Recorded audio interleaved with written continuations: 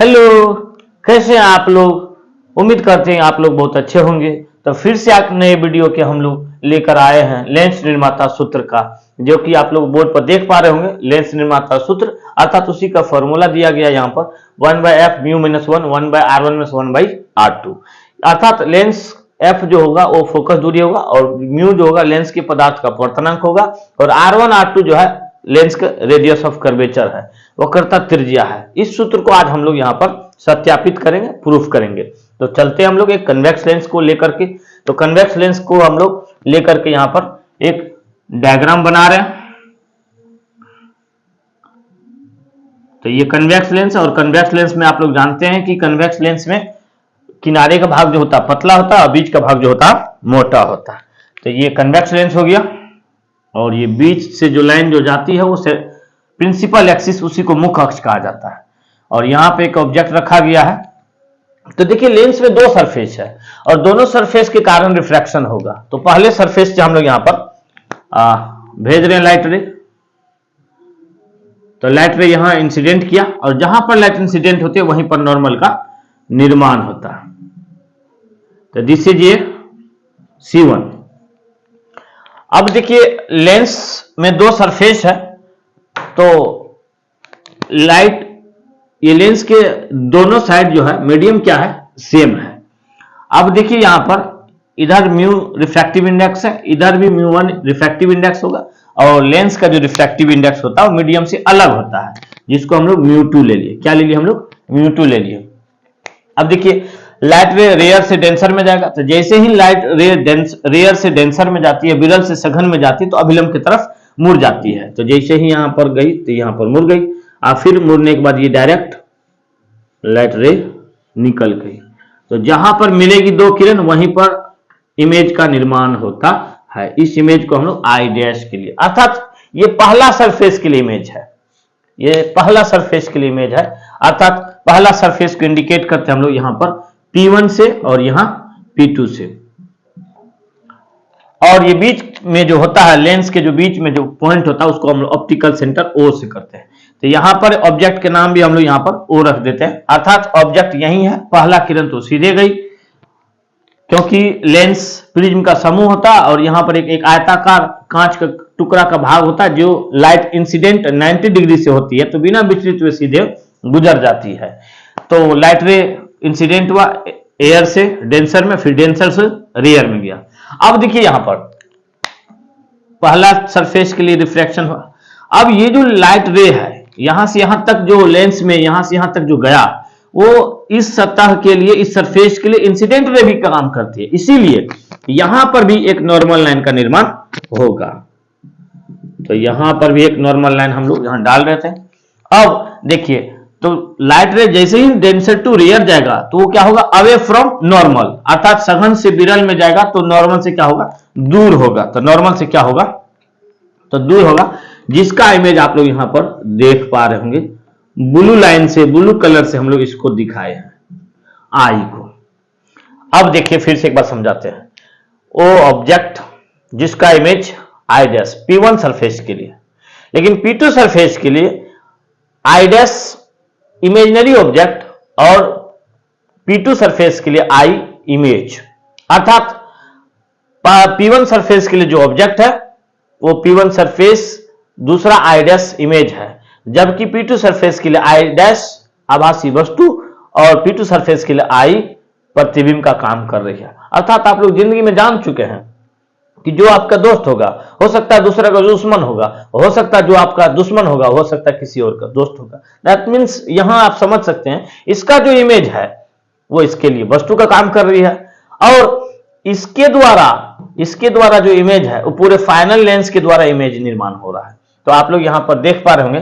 तो अब हम लोग यहां से अपवर्तक पृष्ठ के सूत्र को हम लोग देखने जा रहे हैं, जो कि पिछले वीडियो में आप लोग नहीं देखे होंगे। तो आप लोग पीछे वीडियो में जाकर के अपवर्तक पृष्ठ के सूत्र का पहले निगमन को देख लीजिए, सत्यापन को देख लीजिए, फिर हम लोग यहां पर लेंस निर्माता सूत्र को आसानी होगा समझने में। तो देखिए आप लोग यहां पर ये P1 सरफेस, P2 सरफेस। अब देखिए हम लोग लिखते हैं कि लेंस के लेफ्ट साइड में ऑब्जेक्ट रखा गया है जिसका इमेज कहां पर बन रहा है, आई डैश पर बन रहा है। और जो इमेज P1 सरफेस के लिए है वो P2 सरफेस के लिए आभासी वस्तु की तरह काम कर रहा है, और P2 सरफेस के लिए इमेज कहां पर बन रहा है, I पर। तो यहां मान लेते हैं लेंस का नाम हम लोग L रख दिए। तो माना कि लेंस L है जिसके लेफ्ट साइड ऑब्जेक्ट रखा गया है, जिसका इमेज कहां पर बन रहा है, I डैश, जिसका इमेज प्रतिबिंब I डैश पर प्राप्त हो रही है, और image I dash P2 surface के लिए आभासी वस्तु की तरह काम कर रहा है, जबकि I dash P2 surface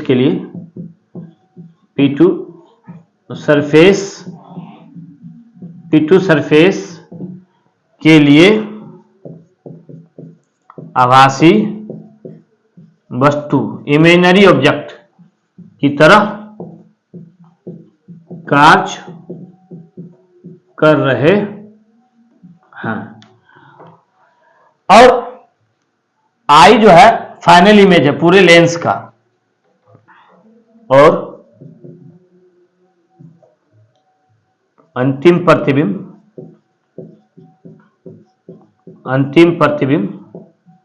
I पर प्राप्त हो रही है। तो आप लोग समझ गए होंगे। तो जो फिगर में लिखा हुआ डायग्राम में देखे आप लोग, उसी को हम यहां पर लिख दिए हैं।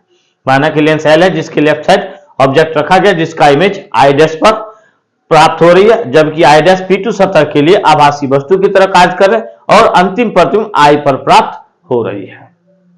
आप लोग देख पाए। अब हम लोग पुनः लेंस निर्माता सूत्र को हम लोग आगे बढ़ाते हुए तो हम लोग लिखते हैं। अब देखिए लेंस का जो निर्माण कर रहे हैं, दो अपवर्तक सतह है, दो पारदर्शी सतह है, अर्थात एक सतह के लिए हम लोग अपवर्तक सतह का फॉर्मूला लिख ले, फिर दूसरे सतह के लिख ले, और फिर दोनों को जोड़ दें, लेंस तैयार। तो हम लोग अपवर्तक सतह किसके लिए, P1 के लिए। तो लाइट रे कहां से कहां जा रहा है, एयर से डेंसर में जा रहा है, अर्थात लाइट रे कहां से कहां जा रहा है, एयर टू डेंसर, अर्थात μ1 से कहां जा रहा है, μ2 में जा रहा है।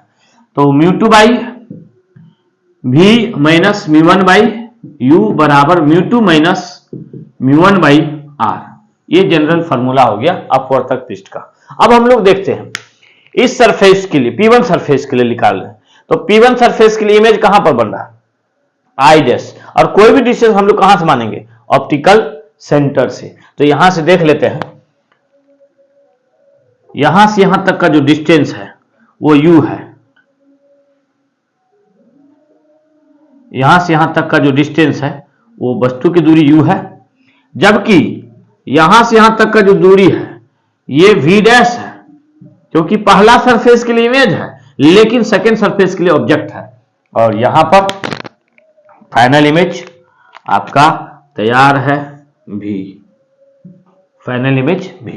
तो u object distance, v dash image पहला सरफेस के लिए लेकिन सेकेंड सरफेस के लिए ऑब्जेक्ट, और सेकेंड सरफेस के लिए इमेज v। तो यहां पर देखिए μ2 बाई v अर्थात पहला सरफेस के लिए, तो v कौन हो जाएगा यहां पर, तो v डैश, तो हो जाएगा यहां से μ2 by v dash minus μ1 by u तो यही डिस्टेंस है, बराबर μ2 माइनस μ1 पहला सरफेस के लिए। तो पहला सरफेस के लिए रेडियस ऑफ कर्वेचर ये r1 हो जाएगा, पहला सरफेस के लिए रेडियस ऑफ कर्वेचर कौन होगा, r1। तो हम यहां ब्लू कलर से हम लोग दिखा रहे हैं रेडियस ऑफ कर्वेचर को, ये r1 होगा, और ये सेकेंड सरफेस के लिए ये यहां पर हम लोग r2। तो देख लीजिए यहां पर, अब यहां पर क्या हो जाएगा, पहला सरफेस के लिए तो r1, इक्वेशन इसको मान लें हम लोग फर्स्ट। तो यहां तक समझ पा रहे होंगे। अब सेकेंड सरफेस के लिए अपवर्तक सतह P2 के लिए, अपवर्तक सतह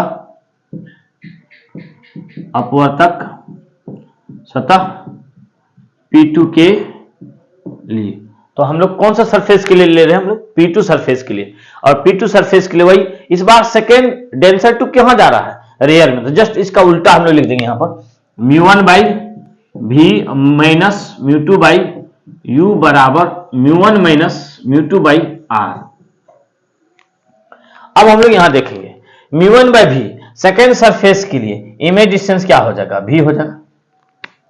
तो यहां देख लीजिए μ1 बाई भी माइनस μ2 बाई u जो होगा आपका सेकेंड सरफेस के लिए वो v डैश होगा, आपको पहले ही बता चुके हैं, बराबर μ1 माइनस μ2 और बाई क्या हो जाएगा r2, समीकरण क्या हो जाएगा 2 हो जाएगा।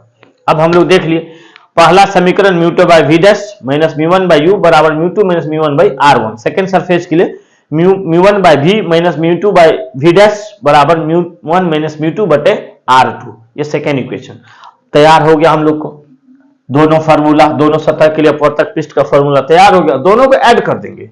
तो आप लोग यहां पर हम लोग यहां लिख सकते हैं समीकरण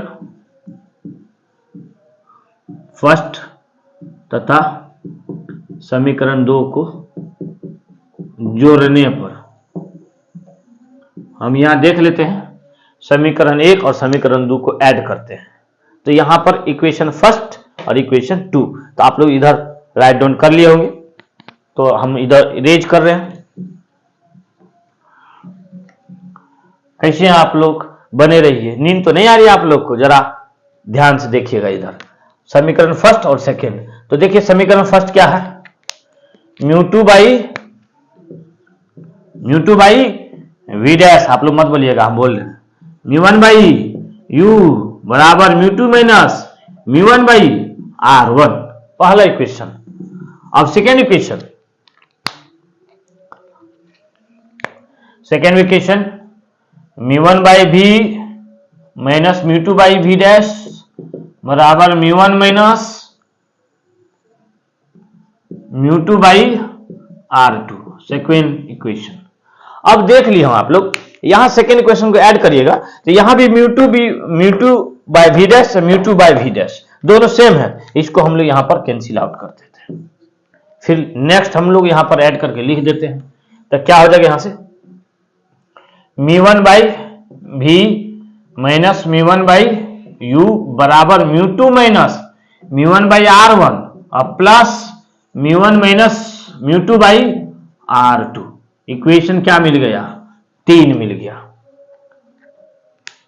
μ1 by v minus μ1 by u बराबर μ2 minus μ1 by r1 plus μ1 minus μ2 by r2, ये मेरा समीकरण थर्ड आ गया। इधर इरेज कर रहे हैं आप लोग को। अब देखिए यहां पर समीकरण 3 हम लोग को मिल चुका है। अब यहां से हम लोग क्या करें, यहां देखिए μ1 है, यहां भी μ1 है, दोनों जगह हम लोग सेम है तो कॉमन ले ही सकते हैं। तो यहां देखिए μ1 कॉमन लेंगे तो क्या हो जाएगा 1 by v minus 1 by u, यहां है μ2 minus μ1 by r1 plus μ1 minus μ2 by r2। आप लोग देख रहे होंगे समीकरण 3 को। अब देखिए यहां पर μ2 क्या है प्लस में, यहां क्या है माइनस में, यहां μ1 क्या है माइनस में, यहां μ1 क्या है प्लस में, है वैल्यू सेम लेकिन जस्ट साइन क्या है अपोजिट है। तो यहां माइनस कॉमन कर लेंगे तो दोनों के बराबर हो जाएगा कि नहीं हो जाएगा, यहां माइनस कॉमन लेंगे तो ये माइनस हो जाएगा, ये क्या हो जाएगा प्लस, तो सेम हो जाएगा। तो यहां हम वही काम करते हैं, μ1 1 by v minus 1 by u common कर लीजिए तो क्या हो जाएगा यहां से μ1 माइनस μ2 माइनस μ1 कॉमन कर लीजिएगा तो यहां पर क्या बचेगा 1 बाई r1, यहां प्लस की जगह क्या हो जाएगा माइनस 1 बाई क्या हो जाएगा r2। अब देखिए यहां पर μ1 यहां पर क्या है मल्टीप्लाई में, इधर आएगा तो क्या हो जाएगा डिवाइड में, तो क्या देखते हैं हम लोग यहां पर, तो क्या बच जाएगा 1 by v minus 1 by u बराबर μ2 माइनस μ1, और यहां पर आ गया कौन μ1, क्योंकि यहां पर क्या था मल्टीप्लाई में, इधर आ जाएगा तो क्या हो जाएगा डिवाइड में μ1। तो यहां पर देख लीजिए तो 1 by r1 minus 1 by r2 बच गया, तो हम लोग यहां पर 1 by r1 minus 1 by r2। तो देखिए यहां पर ये जो डिवाइड होगा तो दोनों में होगा, अर्थात μ2 बाई μ1 भी होगा, μ1 बाई μ1 भी होगा। तो यहां से हम लोग लिख सकते हैं, यहां से 1 by v minus 1 by u बराबर μ2 बाई क्या हो जाएगा, μ2 बाई μ1 और माइनस μ1 बाई μ1 क्या हो जाएगा, 1 हो जाएगा। क्या हो जाएगा यहां से 1 by r1 minus 1 by r2। अब देखिए जरा, ये जो μ2 बाई μ1 है उस दोनों मीडियम के रिफ्रैक्टिव इंडेक्स का रेशियो है, अर्थात μ2 बाई μ1 को हम लोग यहां पर μ2 बाई μ1 को हम लोग म्यू मान लेते हैं, क्योंकि दोनों मीडियम का रिलेटिव रिफ्रैक्टिव इंडेक्स है। अर्थात यहां से हम लोग लिख सकते हैं 1 by B minus 1 by U बराबर म्यू माइनस 1 और 1 बाई क्या r1 minus 1 by r1 minus 1 by r2। अब देखिए जरा ध्यान से, यदि ऑब्जेक्ट इन्फिनाइट पर आता है तो इमेज कहां पर बनता है, तो फोकस पर। आप लोग सब लोग जानते हैं, यदि u हमारा इन्फिनाइट पर रहेगा, ऑब्जेक्ट इन्फिनाइट पर रहेगा, तो v हमारा कहां पर बनेगा, फोकस पर। कहां पर बनेगा, फोकस पर। तो हम लोग यहां पर पुट कर सकते हैं, यदि v u जब इन्फिनाइट होगा तो v कहां होगा, फोकस पर। तो यहां हो गया minus infinite mu minus 1 by r1 minus 1 by r2। अब देखिए इन्फिनाइट वाला टर्म ये बहुत बड़ा नंबर होता है, तो ये वाला टर्म टोटल क्या हो जाएगा, 0 हो जाएगा। तो क्या बच जाएगा 1 बाई एफ म्यू माइनस,